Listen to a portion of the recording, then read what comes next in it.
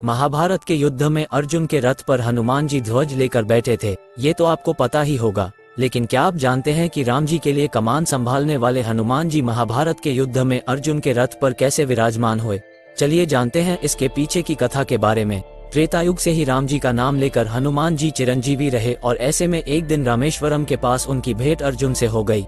अर्जुन को अपने धनुर्धारी होने पर बड़ा घमंड था। हनुमान जी से मिलने के बाद उन्होंने कहा कि प्रभु, आपने त्रेतायुग में अपनी सेना के साथ मिलकर ये पत्थर का जो सेतु बनाया, अगर मैं होता तो अकेले ही अपने बाणों से ही ऐसा सेतु बनाता कि बिना टूटे उस सेतु से सभी बहुत आराम से उसे पार कर लेते। ऐसे में श्री राम ने क्यों नहीं ऐसा सेतु स्वयं बना लिया? हनुमान जी ने अर्जुन की पूरी बात सुनी और विनम्रता पूर्वक कहा कि जिस स्थान आप अभी खड़े हैं, यहाँ बाणों से सेतु बनाना असंभव है। ऐसा सेतु मेरी सेना का वजन क्या, मेरा ही वजन नहीं संभाल पाती।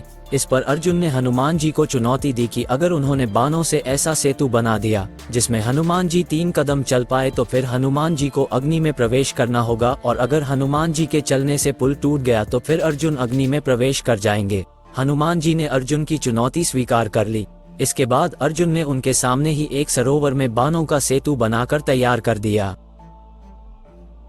हनुमान जी प्रभु राम का नाम लेकर उस सेतु पर चल पड़े, लेकिन हनुमान जी का पहला कदम पड़ते ही वो सेतु डगमगाने लगा। दूसरे कदम में उस सेतु के टूटने की आवाजें आने लगी और तीसरे कदम पर तो उस सरोवर का पानी रक्त जैसा लाल हो गया।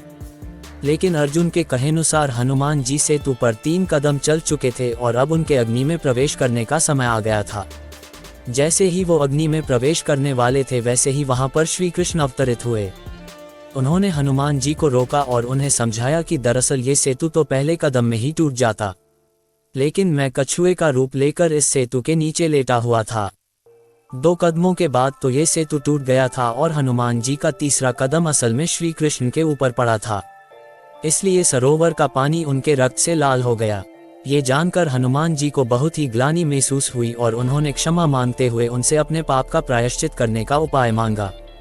अर्जुन भी ये सब जानकर निराश हो गए और दोनों ने भगवान से क्षमा मांगी। तब श्री कृष्ण ने दोनों को समझाया कि जो भी हुआ उनकी इच्छा से हुआ। ऐसे में मेरी यही इच्छा है कि आप कुरुक्षेत्र के युद्ध में हमारी सहायता करें।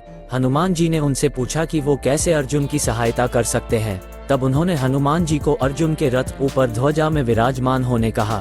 ऐसा करने से विरोधियों के बाण रथ पर लगे भी तो वो हनुमान के वजन के कारण पीछे नहीं जाएगा और अर्जुन को आगे बढ़ने से कोई नहीं रोक पाएगा। हनुमान जी ने श्री कृष्ण की बात मान ली और इस तरह से महाभारत युद्ध के दौरान अर्जुन के रथ पर हनुमान जी ध्वज के साथ विराजमान हुए।